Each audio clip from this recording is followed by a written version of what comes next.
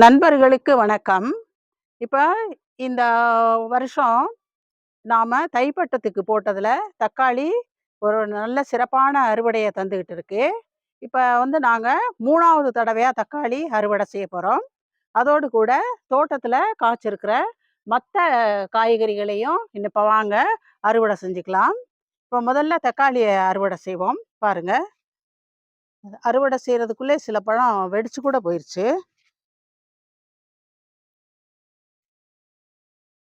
ஆமாமா. நேத்தே எடுத்துருக்கணும்.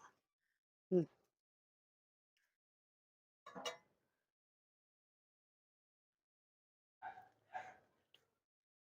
இதுவரைக்கும் 6 கிலோ அறுவடை பண்ணியிருக்கோம். இப்ப இன்னைக்கு எவ்வளோ வருதுன்னு பார்க்கலாம்.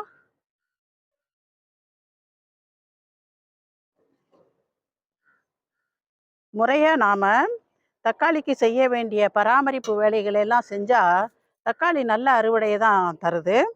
போன வருஷம் இதே காலகட்டத்தில தக்காளி என்ன விலை வித்துதுங்கிறது நம்ம எல்லாருக்கும் தெரியும். அதையே சாக்கா வச்சு அதிக மகசூல் பண்ணி சம்பாரிச்சவங்களும் இருக்க தான் செய்றாங்க.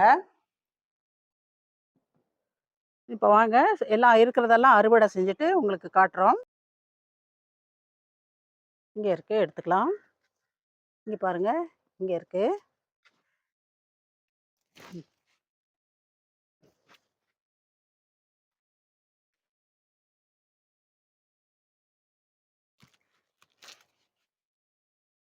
இங்க பாருங்க எவ்வளோ எடுத்துருக்கோன்ட்டு. இன்னும் இருக்கு எடுக்கலாம்.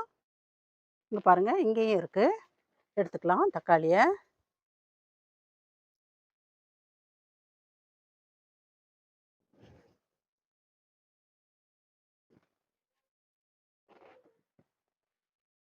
இங்கேயும் இருக்கு.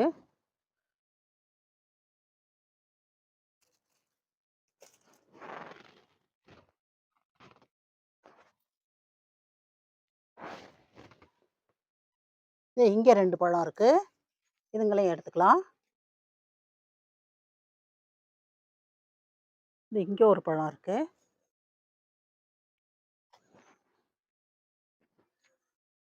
இந்த ஏரியால இருந்ததெல்லாம் பறிச்சாச்சு. இப்ப கத்திரிக்காய் பறிக்கலாங்க.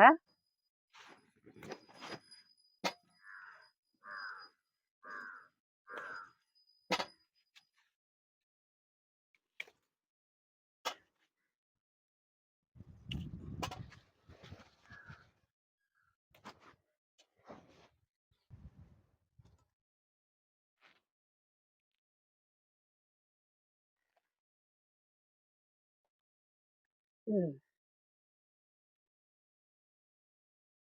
இருக்கிற வெண்டைக்காய்ங்களையும் பறிச்சுக்கலாங்க. சிகப்பு வெண்டைக்காய். இதையும் பறிச்சுக்கலாம். கீரைகளையும் கொஞ்சம் பறிச்சுக்கலாங்க. இப்ப பாருங்க இங்க பசலைக்கீரை இருக்கு. இது தண்ணி போற இடத்துல இருக்கிறதுனால முதல்ல இத தான் பறிச்சிரணும். இங்க இருக்க பசலைக்கீரையெல்லாம் பறிச்சுக்கிறோம். பாலக்கீரையும் கொஞ்சம் பறிச்சுக்கலாம். பசலைக்கீரையிலையும், பாலக்கீரையிலையும் சத்துக்கள் ரொம்ப அதிகமா இருக்குங்க. இதுல என்ன சத்து இருக்கு அப்படின்னு சொன்னாக்கா, அயர்ன், கால்சியம், பாஸ்பரஸ், பொட்டாசியம் இந்த மாதிரி சத்துக்கள் நெறைய அதிகமா இருக்கு. அதனால இது இரத்த சோகைய போக்குறதுக்கு ரொம்ப நல்லது. அதோட சமையல் பண்ணி சாப்பிட்டோம்னாலும் ரொம்ப டேஸ்டியா இருக்கும். இந்த கீரைகள் வளர்க்குறது இதுதான் நல்ல சீசன். இப்ப வாங்க அடுத்த கீரைய பறிக்கலாம். சிகப்பு பொன்னாங்கண்ணி கீரை கொஞ்சம் எடுத்துக்கலாங்க. இங்க பாருங்க, இங்க இருக்கு. இது ஒரு கையில இந்த கேமராவ பிடிச்சுக்கிட்டு, இன்னொரு கையில சிசர்ஸ் வச்சு கட் பண்ணி எல்லாம் எடுக்க முடியாது. அதனால தான் இப்படி கிள்ளி கிள்ளி எடுத்துக்கிட்டு இருக்கேன். பொன்னாங்கண்ணி கீரை ஒரு சிறந்த கீரைங்க. எல்லா சூழ்நிலையிலயும் நல்லா வளரக்கூடியது. இது நிழல்லே ஷேட் நட்டுக்குள்ள இருக்கிறதுனால இப்படி பச்சை மாதிரி தெரியுது. ஆனா இது உண்மையிலேயே சிகப்பு பொன்னாங்கண்ணி கீரை தான். பொன்னாங்கண்ணி கீரை நல்லா குளிர்ச்சிய தரக்கூடியது உடம்புக்கு. பொன்னாங்கண்ணி கீரைய தைலம் வச்சு கூட தலையில தடவி நாம குளிச்சோம்னாக்க, உடம்பு குளிர்ச்சி ஆகும். அதோட கூட இது கண்ணுக்கு ரொம்ப நல்லது. கூட்டு, பொரியல், சாம்பார் இப்படியெல்லாம் செஞ்சு சாப்பிடலாம்.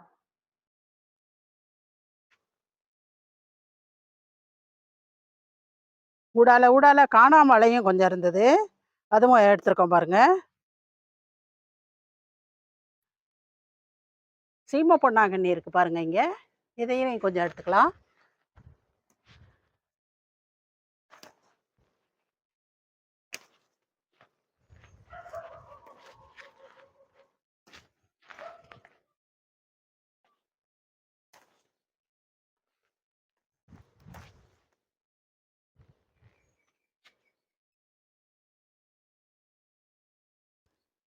இப்போ கோவக்காய் கொஞ்சம் பறிச்சுக்கலாங்க. இப்போ பாருங்க கோவக்காய் இருக்கிற இடத்துக்கு வந்துட்டோம்.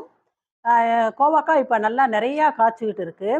இந்த கோவக்காய் பறிக்கிறதுக்கு எனக்கு எட்டாது. அதனால நான் என் பேரனை கூட்டிகிட்டு வந்திருக்கேன் பறிக்கிறதுக்கு. இப்போ வாங்க எப்படி பறிக்கிறாரு அப்படிங்கிறத பார்க்கலாம். கோவக்காய் நல்லா டேஸ்ட்டுங்க. எங்கள் வீட்டில் எல்லாருமே பிரியமாக சாப்பிடுவாங்க. பறிக்கிறாரு பாருங்க. நல்லா நிறையா காய்ச்சிக்கிட்டு இருக்கு.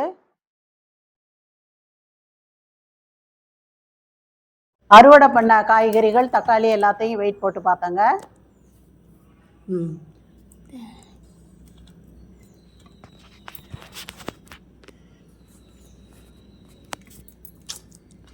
இங்கிட்டு வாம்மா.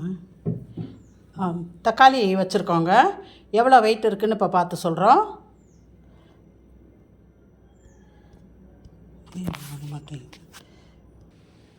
இப்போ ரெண்டையும் வெயிட் போட்டாச்சு. தக்காளி 2.5 கிலோ இருக்குது. கத்திரிக்காய் 1 400 இருக்குங்க.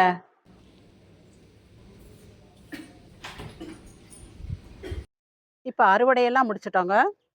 இவ்வளோ தக்காளி பாருங்கள். 1 கிலோவுக்கு மேலே கத்திரிக்காய், கொஞ்சம் லாங் பீன்ஸு, 2 விதை கத்திரிக்காய், கொஞ்சம் வெண்டைக்காய், கீரை 7 வகையான கீரைகள் எல்லாம் எடுத்திருக்கோம். கோவக்காய், நெய் மிளகா, சிகப்பு வெண்டை, பச்சை வெண்டை, ரோஸு, மனோரஞ்சிதம் இவைகளையும் நாங்கள் இன்றைக்கி அறுவடை பண்ணியிருக்கோங்க. இப்போ இதோடு இந்த அறுவடையை முடிச்சுக்குவோம். இந்த வீடியோ பிடிச்சிருந்தாக்கா லைக் பண்ணுங்கள், ஷேர் பண்ணுங்கள், கமெண்ட் பண்ணுங்கள், சப்ஸ்கிரைப் பண்ணுங்கள். நன்றி, வணக்கம்.